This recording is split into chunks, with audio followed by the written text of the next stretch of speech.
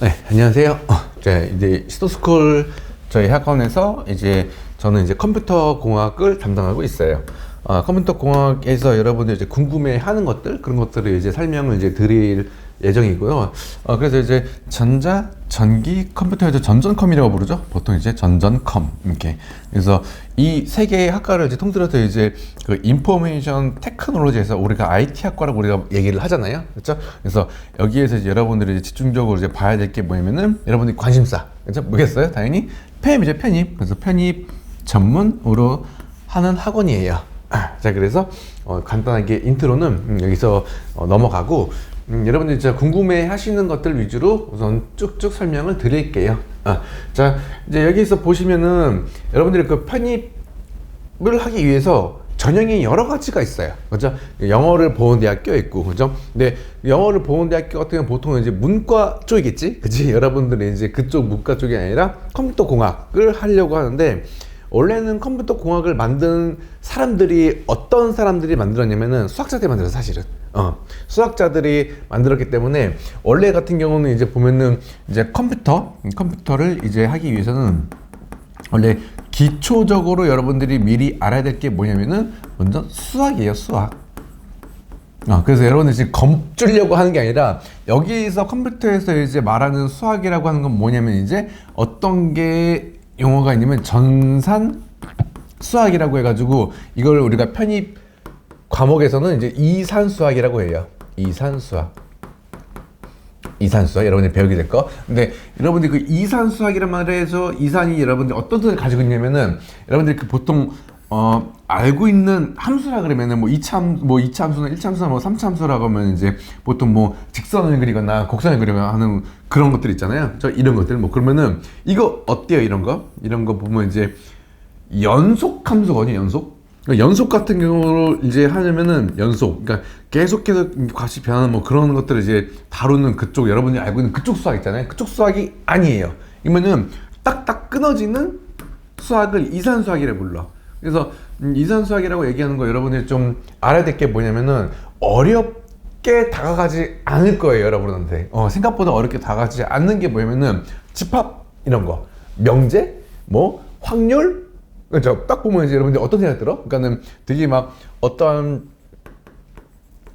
함수에서 지겹게 봤던 이런 것들 있죠? 이런 것들이 이제 보면은 엄청 되게 어렵게 했었던 그렇게 공부했었잖아요. 그죠? 이쪽 수학이 아니라고요.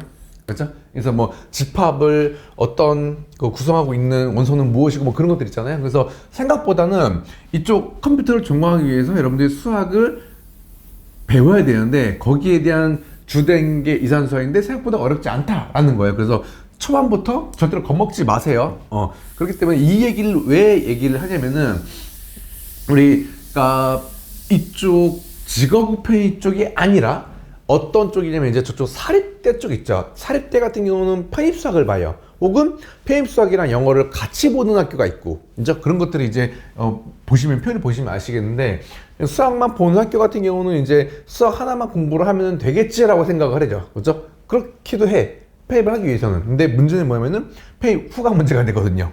그렇기 때문에 이제 그쪽 대학교를 갔을 때는 이제 거기에서 나의 그 하이 정점을 찍고 이제 앞으로 내리막길을 가는 경우가 있단 말이야. 이게 무슨 얘기냐면 나중에 설명을 드리게 될 거예요. 왜냐면은 컴퓨터 공학 있잖아요. 컴퓨터 공학 같은 경우는 이제 편입을 하게 되면은 3학년에 편입하게 되잖아요. 그렇죠? 근데 3학년 편입을 하게 되면은 1, 2학년 때 기초 과목을 배우고 난 다음에 3, 4학년 때 고급 과목을 배워요. 실험이나 뭐 그런 것도 배우기도 하고 그다음에 구축 뭐 설계 이런 것들 배우게 되는데 그 전에 배웠던 1, 2학년 때 배워 놨어야만 했었던 그런 과목을 배우지 않고 들어가는 학교들이 사립대들 있죠. 그런 학교들 같은 경우는 굉장히 진학하고 난 다음이 어렵다는 얘기야, 굉장히. 그렇죠? 그렇기 때문에 이제 여러분들이 지금 관심 있어 하고 있는 학교들 같은 경우 보면은 어떤 전형이 있냐면은 토익 더하기 전공 더하기 면접 뭐 이쪽을 여러분들이 생각을 하고 지금 설명을 듣고 계실 거예요. 그렇죠? 근데 여기에서 잘 보시면은 토익이 어느 정도여야 되고 전공은 어느 정도여야 되는지 여러분들이 그거에 대해서 감이 좀 잘 안 올 건데 지방 거점 중심대학교 거기에서 보면 이제 가장 가기가 따기보다는 가장 가기가 쉬운 학교. 가장 가기 쉬운 학교가 과연 여러분들 지금 알고 있는 어딜 것 같아? 여기에요, 여기.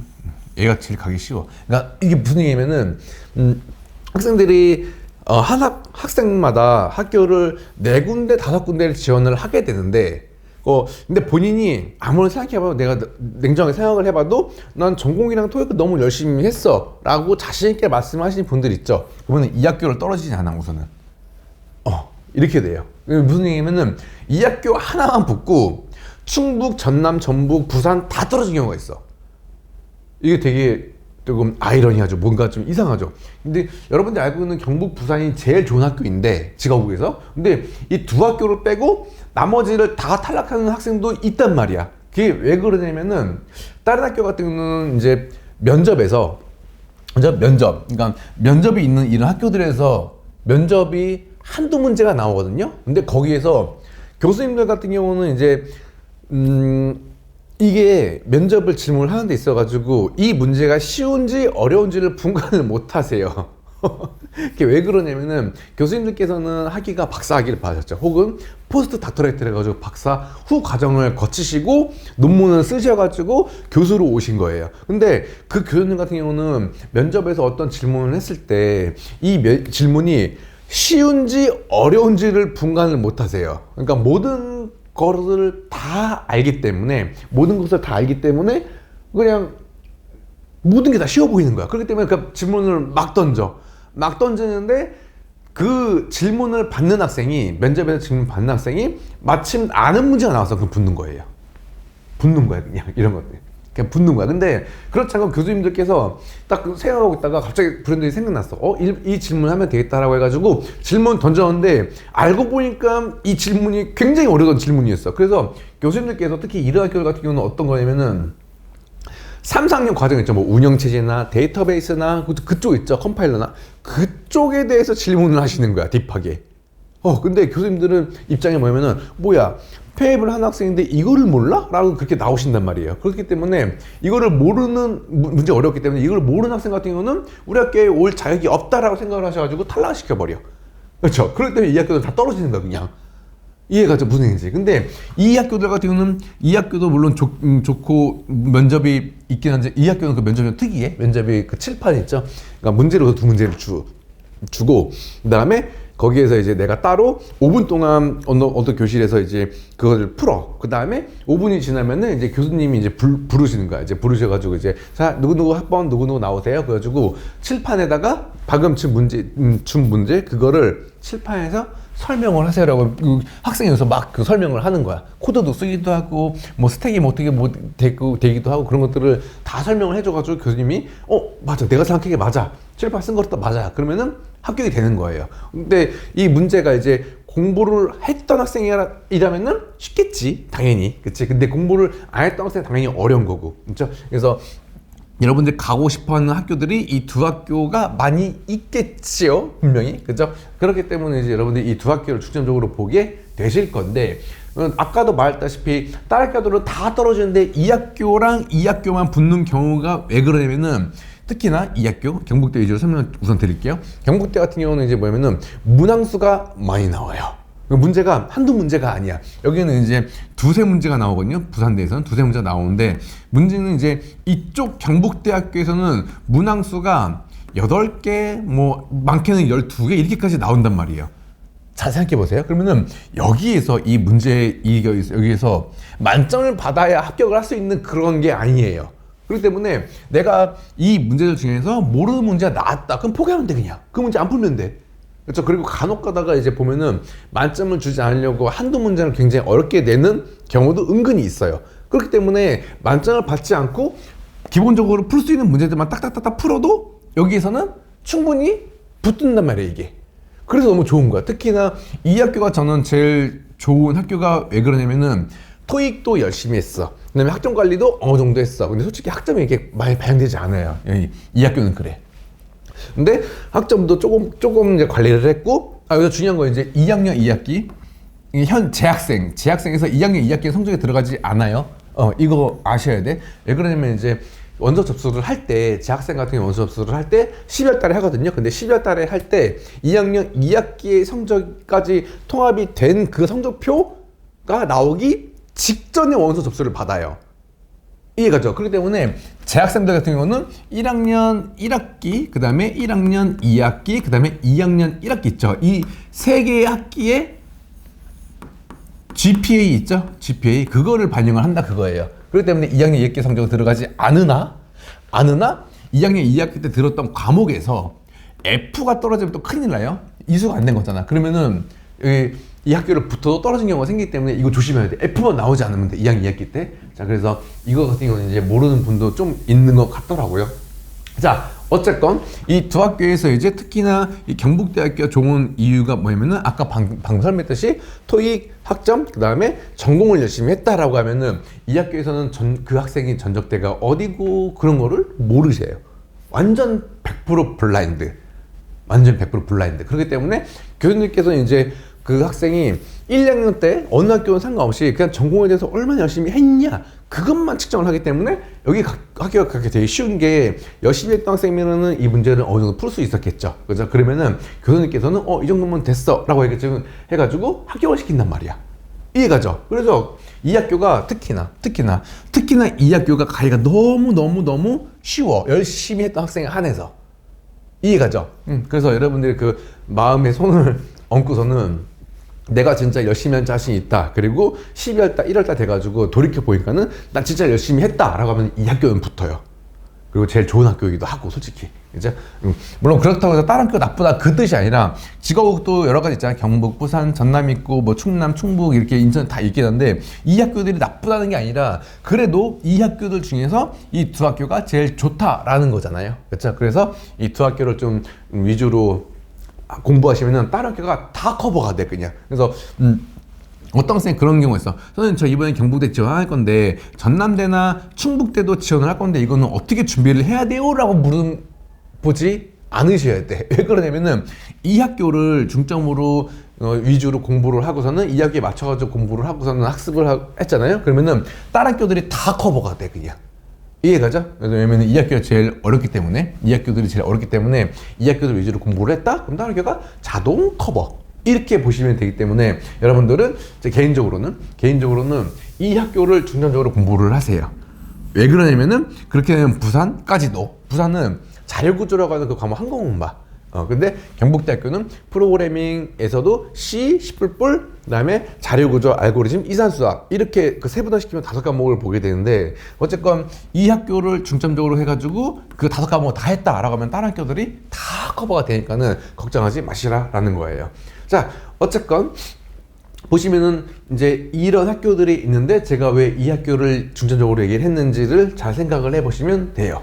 그리고 이제 직업국 편입을 하려고 하는 학생들이 공통적으로 가지고 있는 고민거리가 뭐냐면은 편입을 하고 난 다음에 내가 과연 그 학교에서 잘 따라갈 수 있을지 없을지 그거 되게 중요하잖아 솔직히. 왜냐면은 편입을 하고 난 다음에 그 다음에 중요한 게 뭐예요? 학점 관리거든. 그렇죠? 근데 잘 생각해 보시면은 예를 들어서 뭐 한양대 갔어. 학교 좋지. 근데 한양대학교 나와가지고 잘 생각해 한양대학교 나온 학생이 100%가 다 성공을 해요? 그렇지 않거든요. 그러니까 그 10명 있다 그러면은 5명 정도 혹은 6명 정도, 7명 정도 이 정도가 대기업을 가요. 근데 무슨 얘기냐면은 그게 10명 중에 7등 안에는 들어야 되는데 잘 생각해 보세요. 원래 그 수능 점수 나와가지고 그대로 맞춰가지고 1, 2학년부터 차곡차곡 전공을 다 쌓고 3, 4학년까지 다 해가지고 받는 학점이랑 그 수학, 영어 수학만 해가지고 전공에 대해서 1, 2학년 수업 아무것도 몰라. 근데 그렇게 들어갔잖아요? 그럼 무슨 문제가 생기냐면은 현 학생들 있죠. 원래 다니고 있던 그 학생들의 학점의 밑바탕을 여러분들이 쌓게 되는 경우가 있단 말이야. 많아, 생각보다. 그렇기 때문에 사립대학교 편입을 그렇게 적극 추천하지 않는 이유가 좀 그런 부분이 있긴 해요. 학점이 만약에 2점대가 나왔어. 2점대 나오기 쉬워. 편입하고 난 다음에. 그러니까 완전히 내가 건축공학이나 아니면 뭐 환경공학 이쪽에 있다가 컴공으로 사립대학에 갔어. 그러면은 전공에 대해서 아무것도 모르기 때문에 3, 4학년 학점이 완전히 박살날 수밖에 없어. 그렇기 때문에 편입하고 난 다음에 학점이 3점대가 안 돼 라고 하면은 그거는 무슨 얘기예요? 편입한 의미가 없어져 버려요. 그래서 그냥 졸업장만 나는 그냥 한양대학교 컴퓨터공학과 나왔다 그뿐이에요. 그냥 거기서 끝이야. 대기업 갈 수도, 대학원을 갈 수도 없어요.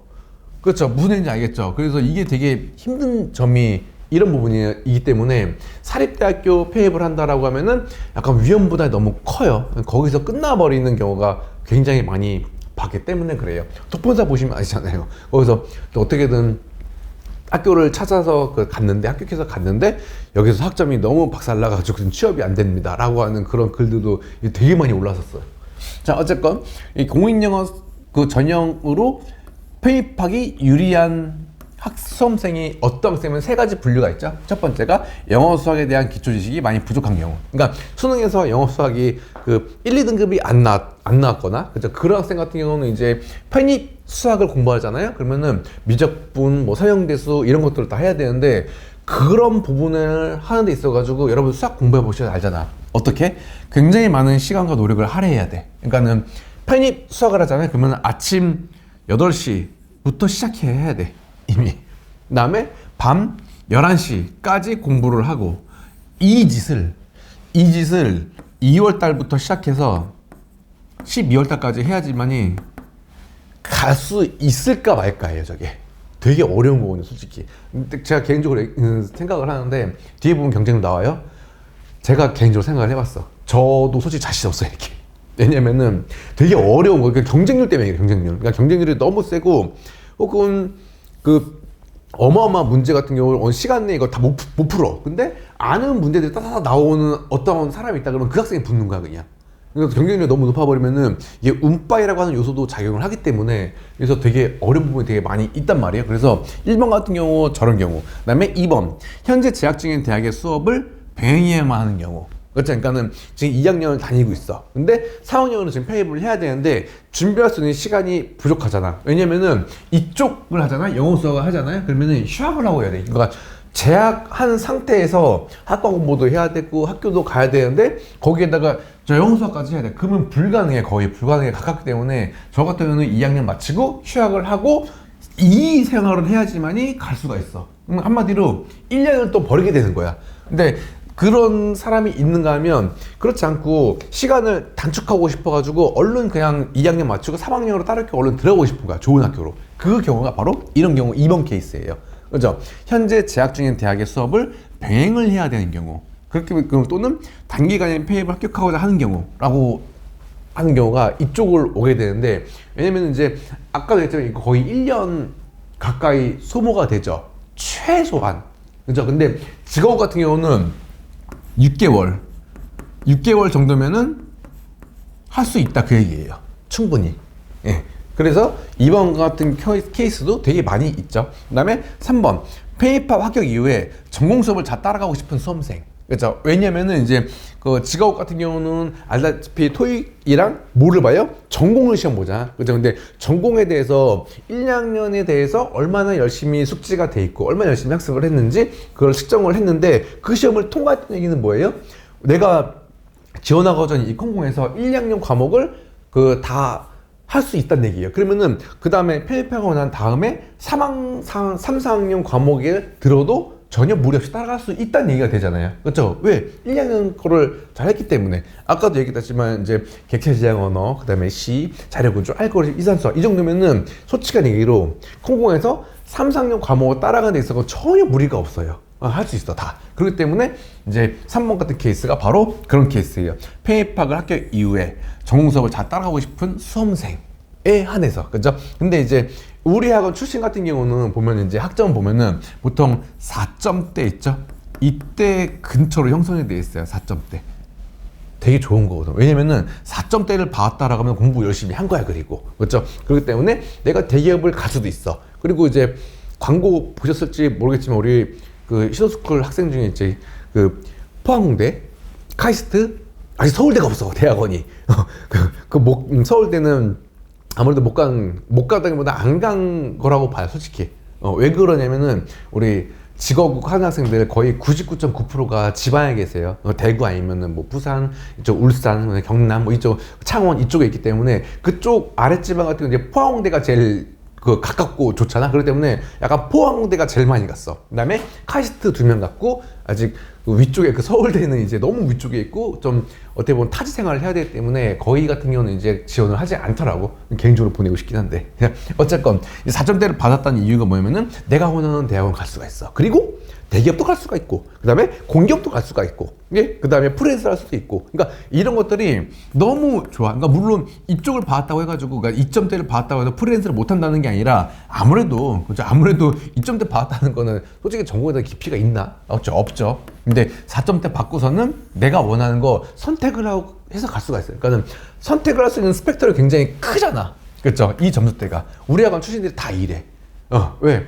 우리 히스토스쿨에서는 자료의 양도 어마어마하고 거기에 대해서 문제 뭐 1000문제 가까이 푸는데 못할 리가 없지, 전공을. 그죠? 그러다 보니까는 폐업하고 난 다음에도 학점을 너무 잘 받기 때문에 우리 학생들이 그래서 SK 하이닉스 갔지. 그치? 그 카페에 올라왔으니까. 그다음에 뭐, 삼전, LG CS 이런 거 선배들이 다 갔어. 그 다음에, 저쪽 한전에서 저도 잘 몰랐는데 한전에서도 개발자가 있더라. 그죠? 한전 공기업이지. 이제 공기업인데 그 안에서도 이제 공기업 내에서도 개발 파트가 있더라고. 그래서 거기를 간 학생도 있어. 이번에 내가 26년 1월 달에 어떤 학생하고 제가 연락을 했는데 뭐하고 지내세요? 잘 지내고 있죠? 라고 했는데 오랜만이에요. 해가지고 어디 혹시 실례되지 않으면 어디 갔어요? 그러니까 한전 갔대. 그래가지고 직무는요? 그러니까 개발 쪽이래. 그래서 좀 놀랬어. 그래가지고 거기도 개발 파트가 있구나 라고 생각을 했지. 그치? 어쨌건 1번, 2번, 3번 케이스 같은 경우는 학생들이 뭘 생각한다? 직업국 페입을 생각을 하게 돼요. 그 어쩔 수가 없는 것 같아. 그래서 시간도 단축시키도 있고, 그 다음에 진학하고 난 다음에도 학점 방어도 쉽고, 학교 생활도 너무 쉽고, 잘 따라갈 수 있고, 그렇게 되기 때문에 이쪽을 원래 맞지 않나라는 그런, 개인적으로 그런 생각이 들어요. 그러니까 페이팍이라고 하는 게 어떻게 보면은 그 학교에 3, 4년을 이제 가는 거잖아요. 그러면은 거기에서도 의미를 가져야지, 페이팍을 한 다음에도. 그렇죠? 그래서 저는 개인적으로는 좀 사립대학교의 편입 그 제도차 잘못됐다는 게 아니라 사립대학교도 그 학과에 맞는 기초적인 과목을 한 2-3과목은 넣어가지고 그러면 학생들이 공부하지 않을까? 그러니까 영어 수학을 굉장히 잘하지 않아도, 그죠? 솔직히 영어랑 수학 같은 경우는 그 공대에서, 그죠? 이 공대에서 그 따라가는 데 있어가지고 이게 엄청난 중요도를 차지하고 있는 건 아니잖아. 전공을 잘해야지. 그치? 그러다 보니까는 개인적으로는 사립대학교도 전공을 좀 봤으면 좋겠는데, 근데 그렇지가 않더라고. 왜 그러냐면 이제 사립대학교에서 이제 한 명의 원서 접수기가 8만 원이잖아. 그렇죠? 근데 경쟁률 따지고 보면은 엄청난 원서비가 있기 때문에 계산해보니까 한 4억 정도 되는 거, 4억 정도 되는 거. 근데 그거를 그 학교에서 포기를 할까? 안 그러지. 이제 직업 같은 경우는 이제 원하는 학생들만 이제 오기 때문에 그 정도까지는 하나 둘 때 직업들이 보면은 돈을 목적으로 학생들을 뽑는 게 아니라 이 학교에 와가지고 얼마나 열심히 잘 따라올 수 있냐, 그거를 기점으로 뽑기 때문에 어느 정도 전공의 기틀이 마련되어 있지 않은 학생 같은 경우는 아예 뽑지를 않아요. 그냥. 그렇죠? 그게 바로 꽈락이라고 하는 기준이야. 그렇죠? 뒷페이지에 나올 거예요. 근데 이런 거 보시면 어떤 생각이 들어요? 그러니까 저는 진짜 개인적으로 여러분들 제가 학교 다닐 때까지만 해도 우리 반에 고등학교 때 한 반에 인원이 50명이었어. 제가 그러니까 대략 계산하고 있을지 모르겠는데, 그러니까 50명 중에 1등이 뭐 서울대, 연세대 이렇게 갔지, 그치? 근데 여러분들 이런 거 높은 거를 한번 선택을 해볼게요. 이런 것도 진짜 높죠, 그죠? 낮아? 이것도 높은 거지, 그치? 근데 저 때 아마 여러분들 때일 거예요. 여러분들 때 아마 23명 정도 됐겠지, 한 학급에. 근데 진짜 페입을 하려고 하면은 학생들이 공통적으로 열심히들 하겠지, 그지? 아무래도 성인이 된 다음부에 이제 정신 차리고 공부를 했으니까 그 중에서 1등을 해야 돼. 이 경쟁률이 어떤 의미를 가지고 있냐? 44명 중에 1명을 뽑는 거야. 그 다음에 88명 중에 2명 뽑는 거고. 그러니까 이거를 보고서는 저거 해볼만 한데라는 그런 생각을 가지는 것 자체가 저는 굉장히 무모하다고 생각을 해. 되게 어려운 거거든, 이게. 그렇게 이게 안 되나? 라는 생각이 드는 겁니다. 고등학교 때 여러분들 1등 했어? 그 생각 하셔야지. 고등학교 때 1등 했다 그러면은 이런 거 해도 돼. 이런 경우에 뚫을 수 있을 테니까. 근데 1등이나 2등 하지 않은 상태에서 이걸 해보겠다라고 생각이 드냐, 그거예요. 그러니까 무슨 얘기냐면은 이쪽 성, 한, 뭐 이쪽 학교 같은 경우는 지원하는 학생들이 서울의 하위권 학생들일 거 아니야. 그렇죠. 그 학생들이 여기를 많이 지원해. 근데 그 학생들은 기본적으로 머리가 있고 어느 정도 공부를 조금은 했단 말이야. 그런 학생들이 여기를 가는 거야. 그런 학생들을 이렇게 진짜 그 속된 말로 마상 떠가지고 여기를 뚫을 수 있냐 그거죠. 그게 되게 쉬운 게 아니야. 이게 되게 어려운 거야. 1년 들으면 정말 잘한 거지. 1년 들여가지고 갔다 그러면 잘 된 건데 그 정도로 되게 어렵다는 얘기야. 근데 그렇지 않고 이쪽 직업국 쪽 있죠. 직업국 쪽 보면은 경쟁률이 여기 있는 것과 다르다고. 근데 물론 여기도 그렇지만은 직업국도 그렇고 허수라는 게 있어. 허수. 그러니까 허수라는 게 뭐냐면은 그냥 지원만 하는 거야. 지원하면은 붙는 줄 아는 그런 사람들을 우리가 허수라고 불러. 허수. 근데 이런 학생은 은근히 존재를 해. 물론 여기도 존재하고 여기도 존재해. 그래서 실제적인 경쟁률 같은 경우는 제가 보기엔 실제적인 경쟁률이 여기서는 40대 1일 거야. 여기서는 3대 1. 그 정도로 돼요. 허수가 존재하기 때문에. 그러니까 아마 그런 만도 하지 않을까? 그 페입을 결심을 하고서는 예전 버릇을 못 버리는 거지. 그러면은 학원 수강하고 공부를 안 해. 그런 학생들이 은근히 많이 있단 말이지. 그걸 허수라 불러. 그러니까 실제적인 경력이 이거보다 물론 낫긴 할 텐데 뭐야 이거? 미쳤네. 100명 중에 100명 중에 1등 해야 되는 얘기 이거 거의. 허수라는 거 존재하기 때문에 생각보다 여기 있는 경쟁률보다도 낮다 그거예요. 여기 있는 경쟁률보다 낮기는 하지만 그래도 높다. 사립대는 진짜. 네. 그렇기 때문에 이제 경북, 부산 이런 뭐 직업 같은 경우는 열심히 하잖아요. 그럼 가더라고 보니까 보통. 그러니까 배신을 하지 않는 게 조금 특징이라면 특징이라고 여러분들 좀 보시면 될 것 같아요. 학사도 똑같아. 학사 같은 경우에는 실질적으로 그러니까 학교에서 시험을 본 선배들 얘기 들어보면 25년도도 그러고 26년도도 그러고 학교에서 시험 본 학생들 얘기를 들어보면 학사 같은 경우 특히 학생 같은 경우는 뭐냐면은 1대1이에요. 1대1이에요. 그러니까는 시험을 보다가 도중에 나가 그냥. 그러니까는 도저히 감이 없다라고 생각하고 나가고 그다음에 거기에 버텼어. 그러면 면접에서도 그냥 질문 없이 그냥 나가는 경우도 있고. 그렇기 때문에 직업급 이 전형에서 학사를 지원한다. 그러면 실제 경쟁률이 1대1이라고 보시면 돼. 거의 1.1대1. 그러니까 어떤 거냐면은 뭐만 되면은 그리고 학사 같은 경우는 지원자도 그러니까 TU가 적다고 해가지고 저거 내가 갈 수 있을까라 생각을 하지 말고 그 TU가 적지만 지원자도 적어요. 실제로 아까 말했지만 그 1.1대1 이 정도밖에 안 된다고. 그렇기 때문에 그 학생들이 이제 보통 다 합격을 하거나 그러지도 않아. 왜? 이것 때문에 그렇죠. 학교에서 지정을 한 거야. 60점 100점 60%라고 했죠. 학교에서 저건 딱 말해준 건데 경북은 다 똑같아. 다른 학교들도. 근데 100점 만점에 60점이 미만이다 라고 하면 뽑지 않는다 라고 돼 있어요. 근데 100% 이렇지는 않아. 그러니까 무슨 얘기냐면은 시험이 굉장히 어려웠던 애가 전자공학 같은 경우는 올해가 있었고 컴퓨터공학 같은 경우는 작년에 있었죠. 그죠? 근데 거기에서 올해도 물론 어렵고 근데 그 1등이 60점이 간 넘었어. 1등이. 한 명만 뽑아? 안 그렇다고. 그러니까 TO를 다 채웠거든요. 근데 컴퓨터는 TO를 다 채웠는데 작년 그러니까 25년 1월달 시험 있죠. 이때 40점 받은 학생이 예비 1번이었어요. 그러니까는 41, 42는 붙었고. 그러니까 학교에서는 이렇게 말을 했죠. 근데 실제적으로는 시험의 난이도에 따라 가지고 변동이 돼요. 근데 이런 경우가 있는가 하면 그 반대 경우도 있겠지. 그러니까 예를 들어서 뭐 4년 전 그때는 시험이 쉬웠어. 그때는 시험이 쉬웠는데 그때는 꽈락이 75점 근처였었어. 시험이 쉽기 때문에 틀리면은 손해인 거야. 굉장히. 그렇기 때문에 75점 가까이 되는데 그래도 4-5문제는 틀려서 그러니까 이때 문제 많이 나왔었거든요. 이때 4문제 5문제를 틀려도 붙었어. 이때. 그렇게 되기 때문에 시험이 쉽다. 그러면 꽈락이 이게 아니야? 꽈락이 높아져요. 근데 시험이 어렵다. 그러면 이것보다 꽈락이 낮아져요. 이건 변동이 있기 때문에 여러분들이 이 부분에 대해서 여러분들이 너무 신경 쓰지 마시라. 이거는 학교에서 정확히 했지만 그게 100%가 아니다. 라는 걸 여러분들이 알고 그 시험을 보시면 돼요. 그 다음에 이제 면접고사 전공 범위라고 되어 있죠. 그래서 이산수학, 자료구조, C랑 C++ 이렇게 되어 있죠. 그래서 이런 것들을 측정을 하겠다라고 하는 것을 이제 학교에서 중점적으로 이제 보고서는 문제를 출제를 하죠. 근데 저것도 있어요. 뭐냐면은 이제 매년 한 문제 정도는 경북이든 부산이든 문제가 오류가 출제가 돼요.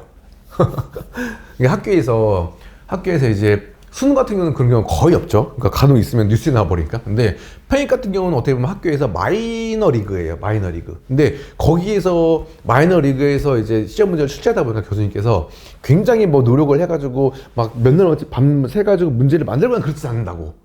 그렇죠. 그렇기 때문에 간혹 가다가 이제 한 문제 정도는 문제 오류가 출제가 되더라고. 근데 이 한 문제 오류가 출제가 됐어. 그러면은 포기해야지 그냥. 그렇지. 왜냐면은 만점을 받아야지만 이 시험을 합격할 수 있는 그런 게 아니라고. 그렇기 때문에 문제가 오류가 출제됐다? 그럼 과감히 버리세요 그냥. 그 다음에 나머지 맞출 수 있는 것만 맞추면 돼. 그렇죠? 그러면은 된다라는 거예요. 그래서 이 전공 범위는 뭐 이런 것들을 측정을 하기 위해서 시험을 본다라고 하는 거예요. 그래서 이제 경북대 같은 경우는 여러분들이 알다시피 이제 면접 진행 방식이 뭐 이런 식으로 된다라는 건데 이게 매년 똑같이 돼요. 그러니까 셋째 주 아니면 넷째 주 금요일이에요. 목요일은 항상 그 전날 항상 부산대학교. 그래서 부산대 목요일, 경북대 금요일 시험 보고 보통 마치거나 그 다음에 이제 그 다음 주로 넘어가면 이제 보통 전남대가 항상 맨 마지막에 보더라고요. 그래서 전남대 시험까지 보는데 보통 이렇게 돼요. 그러니까 1시에 보통 시작을 해요. 시험은 1시간. 그다음에 그 시험이 끝나잖아요. 그러면은 그때 이제 대기 시간을 가져가지고 조교들이, 그러니까 시험 채점은 조교들이 해. 조교들이 해가지고 얼른 채점을 해가지고 옆 교실에 계시는 교수님들한테 시험지를 얼른 넘겨주는 거야. 넘겨주고 난 다음에 그다음에 이제 전공 면접을 이제 시작을 해가지고 맨 그러니까 이거는 수험번 순서대로요. 수험번 순서대로 이거 그대로 계속 면접 들어가고 질문 받고 나가고 면접 그다음에 하고 하는데 보통 경북대학교는 교수님께서 3분이 계세요. 3분이 가시고 그다음에 부산대학교는 2분. 다른 학교들은 이제 유동적으로 좀 그게 하더라고요. 어떤 때는 전남대학교는 2분이 들어오고 충남대학교는 뭐 3분이 들어오고 뭐 그런 경우가 있어. 근데 충남대학교 같은 경우는 약간 좀 특별해. 그러니까 위에서 있었는데 이 충남대랑 그다음에 이 부산대 있죠. 이 두 학교는 조금 특별한 게 뭐냐면은 이게 학점 있죠, 학점. 이 학점 반영 비율이 굉장히 높아요. 그래서 이 두 학교 같은 경우는 학점이 낮다 그러면은 솔직히 어려울 수가 있어. 어려울 수가 있기 때문에 이 두 학교는 이제 학점뿐만 아니라 이제 이것도 굉장히 중요한 부분 차지하더라고요. 동일계. 그러니까 뭐냐면 특히 부산이 이게 동일계 같은 경우는 860도 붙어요. 1차에서. 그러면 2차를 시험 보러 갈 수 있거든요. 근데 아까 얘기했잖아요. 동일이에요. 동일. 그러니까 내 전적대학교의 원래 전공이 소프트웨어나 컴공이나 이쪽이다. 그러면 그걸 동일계라고 얘기를 하는데 동일계 같은 경우는 860도 붙었어요. 그러면은 비동일이면 어떨까? 이 얘기가 좀 달라져. 비동일. 예. 이 비동일 같은 경우는 솔직히 저는 여기 지원을 조금 꺼려 지원 안 하는 것도 좋은 방법이라 생각을 해요. 왜 그러면은 비동일인데 부산을 지원하잖아요. 토익이 951차에 떨어졌어요. 그래서 이 부산대학교 좀 그런 게 되게 심하더라고요. 이게 동일이냐 비동일이냐 이거 따지더라고. 그다음에 뭐 저기 서류평가 거기서 보면 이제 비동일이어도 예를 들어 내가 컴공 과목 뭐 프로그래밍이나 뭐 그런 그 자료 구조 이런 과목을 좀 들었었다라고 하면 추가 점수가 있는 것 같긴 해. 비동일에 한해서. 그렇죠? 그래서 이제 그런 것들 이제 운 좋게 들어가는 경우도 있긴 한데 근데 잘 좀 그래요. 그래서 충남대가 부산대가 조금은 좀 저한테는 좀 아픈 손가락이에요. 그러니까 학생이 950 맞았어. 토익 엄청 높은 거잖아요, 이거. 엄청 높은 건데, 높은 점수도 불구하고 부산대학교 1차가 떨어지는 거야, 그냥. 그러니까 시험 볼 2차에서 이제 전공시험을 보러 가야 되는데, 2차를 못 가, 전공시험 보러. 1차가 떨어졌기 때문에. 그래서 저게 열심히 했던 학생인데 950인데 떨어지니까는 제가 좀 많이 위로해주고 막 그렇게 해요. 위로해주면서 한 얘기했어요. 그 다음날에 보는 경북대는 갈 수 있다고. 근데 희한하게도 950이고 비동일인데 부산대학교 떨어지잖아? 그러면 경북대학교는 다 붙더라고. 2차까지 다. 그러니까 토익이 워낙 높기 때문에. 그렇죠? 그래서 제 생각에는 그래. 비동일이야. 근데 토익이 높아. 부산에 살아도 경북대학교 지원하세요. 그렇게 해가지고 다 붙긴 했어, 경북대학교는. 이해가죠? 아무튼 부산대학교가 조금 이제 어렵고, 그리고 충남대학교 가장 가기 어려운 학기지, 그치? 가장 가기 어려운 학교라는 이유가 뭐냐면은 TO가 두세 명이에요. 두세 명. TO가 두세 명 때문에 우리 예전에 작년에도 그렇고 재작년에도 그렇고 토익이 뭐 970 있죠, 980 이 학생들이 붙더라고. 보니까 일반은 학사는 낮아도 상관없어, 그죠? 그래서 이 충남대학교가 실제적으로는 직업에서 컨고에서 가장 가기 어려운 학교가 이 충남대학교. 학교가 부산이랑 경북보다 조금 내림이 조금 떨어지죠. 조금 떨어지는 불구하고 충남이 가기가 제일 어려워, 학교가. 이해가죠? 그래서 제일 가기 쉬운 학교가 어디? 경북대.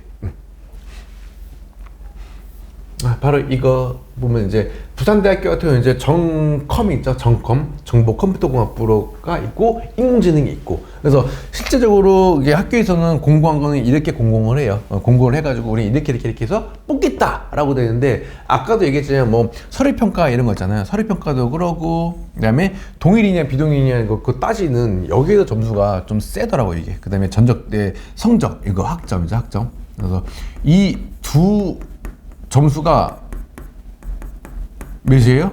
이게 50이죠, 이게 50. 이게 50이야, 이게. 되게 크다고. 그러니까 아무리 영어를 잘 봤어도 학점이 낮고 비동의다라고 하면 여기서 이미 끝났어. 더 이상 어떻게 할 수 없어. 여기를 못 가, 2단계를.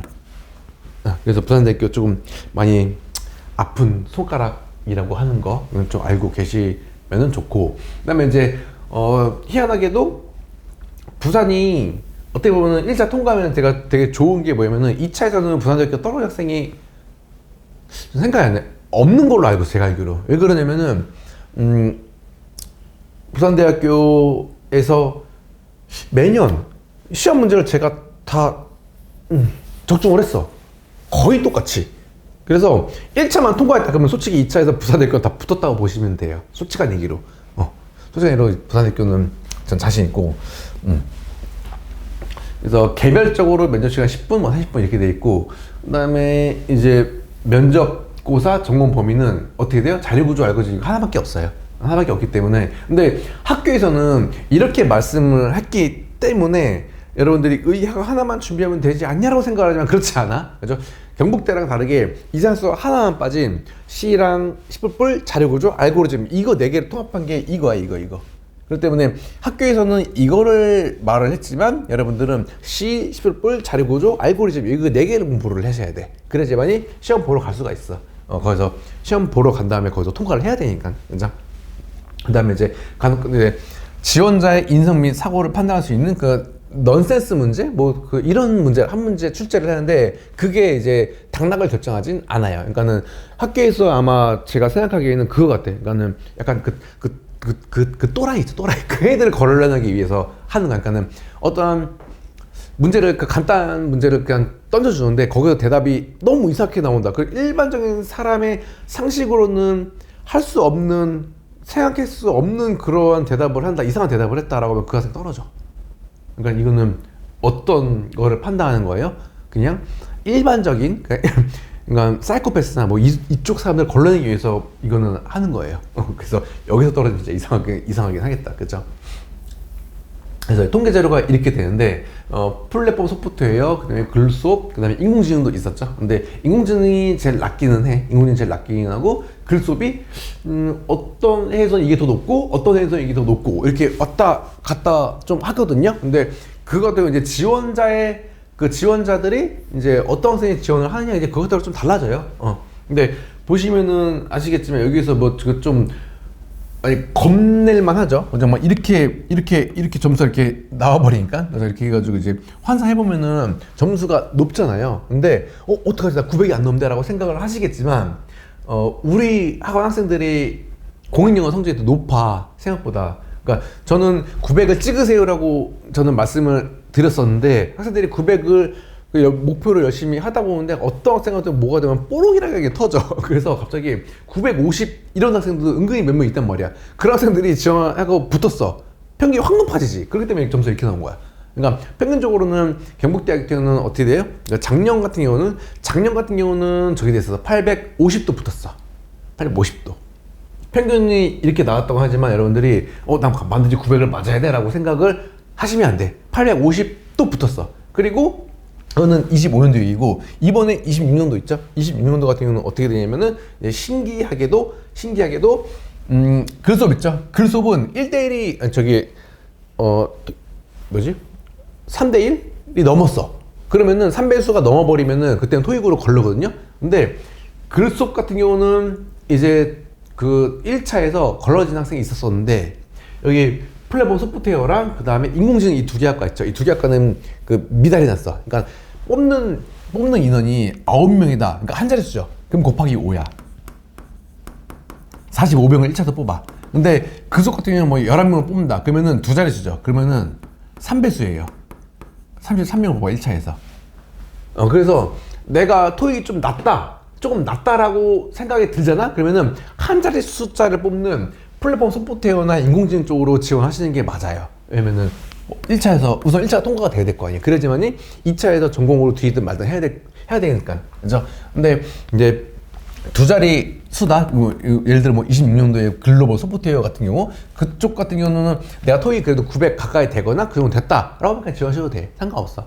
어차피 그래봤자 아무리 뭐 33명을 뽑는다고 해봤자 어차피 800 한 중후반 점수가 넘는다 그러면은 글수업도 뚫을 수 있어. 걱정하지 마세요. 그거는 단지 그냥 850 미만이다, 850이 안 된다, 800 넘는데 850이 안 된다, 그 사이다 라고 하면은 플랫폼 소프트웨어나 인공지능 그쪽을 한번 생각해 보시는 것도 좋은 방법이다. 1차를 붙어야 되니까.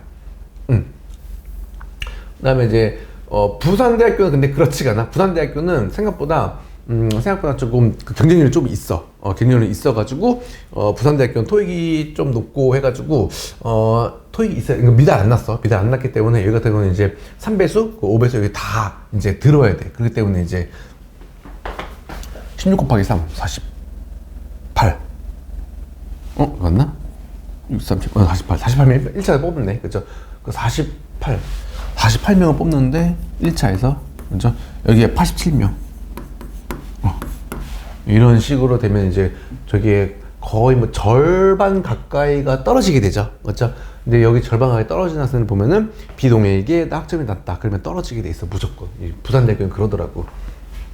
그래서 내가 토익이 조금 낮다라고 하면은 역시 이쪽을 생각해 보세요. 인공지능 쪽을. 그렇게 보시면은 될 것 같아요. 그래서 아까도 얘기를 했지만 직업국을 다 지원을 하고 싶어 라고 하면은 부산대학교 전형 있죠. 거기 컬리큐에 나왔는데 거기를 수강신청하지 마시고 부산에 살고 있는 분들이라 할지라도 경북대학교 코스를 등록해가지고 학교를 다 지원하죠. 전부 다. 부산대학교 하나만 바라봤는데 부산에 떨어지면 어떡하려고.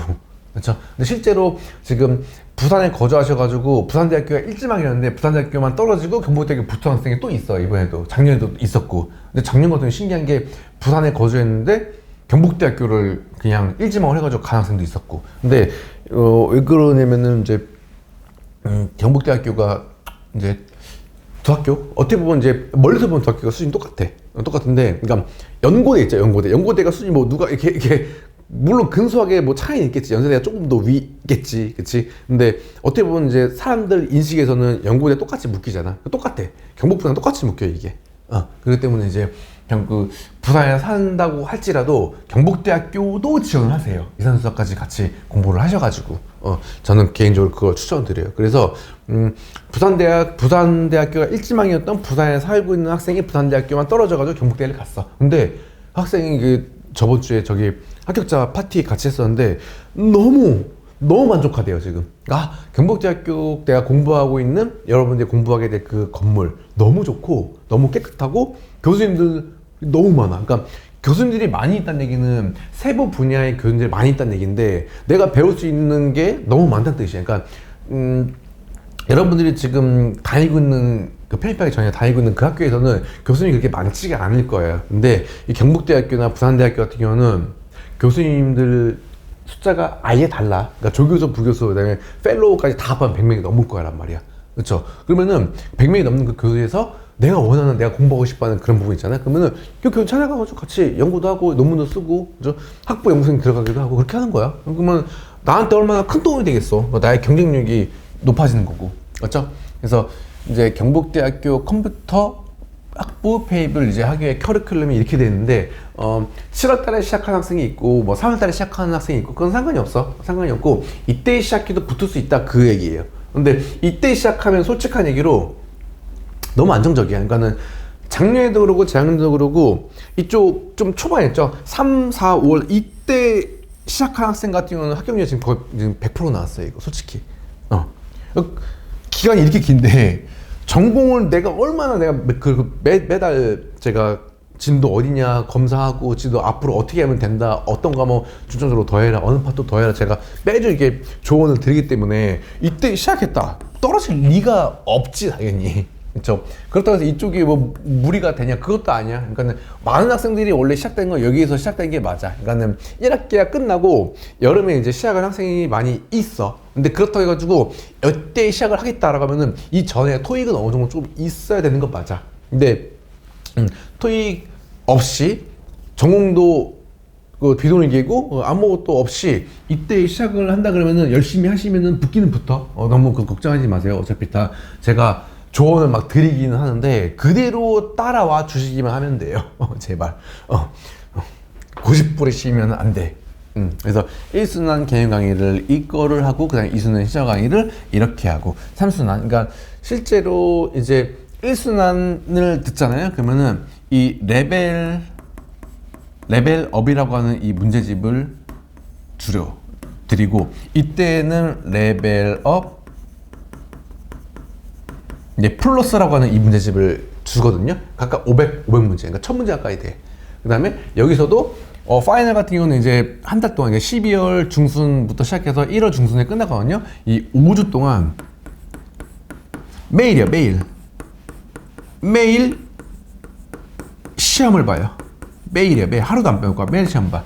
월, 화, 수, 목, 금은 데일리 모의고사를 해가지고 여러분들이 그 시험을 보고 자가 책점하고 솔루션 보고서는 책점하고 그거 하고 그다음에 토요일, 일요일 같은 경우는 이때가 이제 본격적인 시험이에요. 토요일하고 일요일 이 두 날 같은 경우는 시험을 보고 난 다음에 시험지를 저한테 제출을 해요. 사진 찍어가지고 보내면은 그거를 제가 채점을 해가지고 통계까지 내가지고 여러분들의 그 지금 위치가 어딘지 그것까지 확인을 시켜드려요.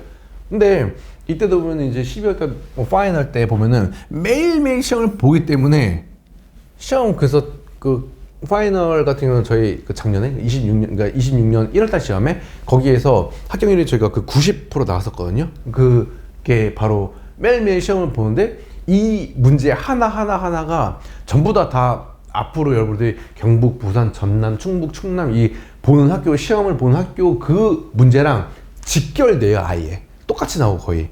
그렇기 때문에 떨어질 리가 없지. 그렇지? 그래서 그렇게 하시면은 될 것 같아. 그러니까 대략적으로 문항수 세보니까 한 200문제 정도 돼요. 그러니까 부산대도 그렇고, 부산대, 경북대 둘 다. 그래서 이거 1순환 듣고, 2순환 듣고, 이거 안 듣는 학생도 있어, 물론. 많이 그때, 여기까지 다 와가지고, 저 이거 2개로 충분할 것 같은데요? 라고 해가지고, 이거를 수강 안 한 학생이 다 떨어졌지. 그러니까 여러분들 그거를 알고 계셔야 돼. 그러니까 모든 거는 어떤 전 세계에 있는 모든 테스트, 이것도 하나의 테스트, 시험이야. 시험 같은 경우는 첫 번째 뭘 해야 되냐, 개념을 우선 정리해야 돼. 우선 첫 번째, 그게 첫 걸음이야. 그 다음에 이 개념을 기반으로 해서 뭘 해야 돼? 거기에 개념에 연관된 문제들을 통해서 연습 문제나 이런 것들 문제를 풀이해야 돼. 여기서 끝나면 안 돼. 왜냐면은 1시간이라고 하는 그 제한적인 그 시간이 있죠. 그 시간 내, 혹은 10분이라고 하는 그 면접 시간 있죠. 그 시간 내에 문제를 내가 다 풀어내야 돼. 그럼 뭐가 압박이 있냐? 시간 압박이 필요해, 시간. 그래서 이 시간 압박에 대해서 여러분들이 그거를 뭘 해야 돼? 시간을 여러분들이 뭘 해야 돼? 관리를 해야 돼, 관리. 그 3단계가 있어야지만이 모든 테스트를 통과할 수 있어. 그러니까 잘 생각을 해봐요. 여러분들 토익을 어떻게 공부했어? 맨 처음에 동명사가 보고, 그 다음에 접속사가 보고, 이런 것들을 하나하나에 대해서 개념을 공부를 했지. 그 다음에 이제 선생님이 그 문제를 막 풀면서 이거는 이렇게 되네요, 이렇게 돼요, 이거는 이렇게 되는 거야 하면서 이제 스킬을 이제 가르쳐 주기 시작해요. 그죠? 그 다음에 이제 여러분들이 거기서 뭘 해요? 이제 토익이라고 하는 어떤 거 되게 시간이 촉박하잖아. 거기서 여러분들이 시간을 빨리빨리 그 관리를 해가지고 문항수를 최대한 많이 푸는 그 연습을 하고서는 그 다음에 토익 시험을 보러 가잖아. 똑같아. 모든 시험이 다 똑같아. 그러니까 이 과정을 다 거쳐야 돼, 원래는. 그러면은 떨어지는 시험이 없다는 얘기야. 모든 테스트가 다 이렇게 이루어져 있기 때문에 다 연습을 해놔야 돼. 그러니까는 개념을 열심히 했어. 너무 잘했어. 그다음에 그 개념에 관련된 연습 문제도 너무너무 잘 풀었어. 그러면은 그 내가 알고 있는 이 개념과 연습을 통해 가지고 시간 관리를 통해서 내가 최대한 제한된 시간 내에서 얼마만큼 득점을 많이 하는지 그거를 따져볼 필요가 있단 말이야. 그거를 연습을 해야지만이 시험에 붙어. 다 와가지고 이거 마지막에 이거 안 해가지고 떨어져가지고 재수하는 학생이 지금 많이 좀 있단 말이야. 그러니까 그렇게 하지 말라고. 그러니까 돈이 아깝다고 뭐 저기 알바하면 되지. 그렇지. 합격하고 난 다음에도 학원에서도 알바해. 우리 학원에서도 학생들 한단 말이야. 그러니까 돈을 아끼는 가장 좋은 방법이 뭔지 아세요?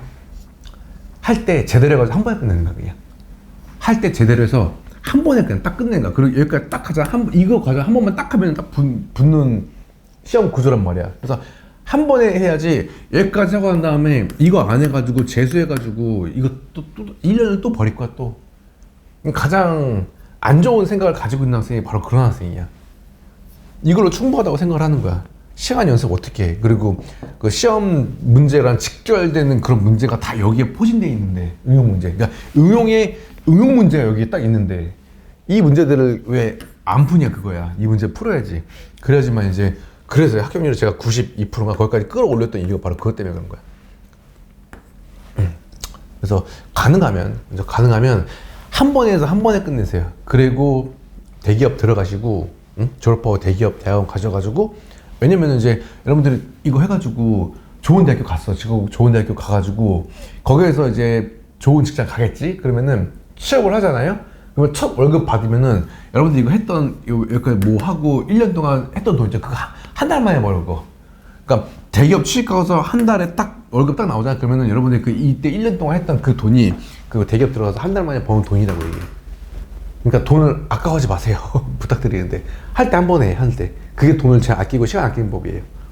자, 아시겠죠? 자, 그래서 저하고 그 추가적으로 상담을 하시고 싶어 하는 분들은 여기 이걸 통해서 연락을 주시면 됩니다. 그래서 여러분들이 이제 합격을 할 수 있도록 최대한 많이 도와드리고 문제 많이 만들고 할 예정이기 때문에 앞으로도 계속, 그래서 같이 했으면 좋겠습니다. 수고하셨고 질문 있으면 여기로 부탁을 드릴게요. 네, 이만 마치겠습니다.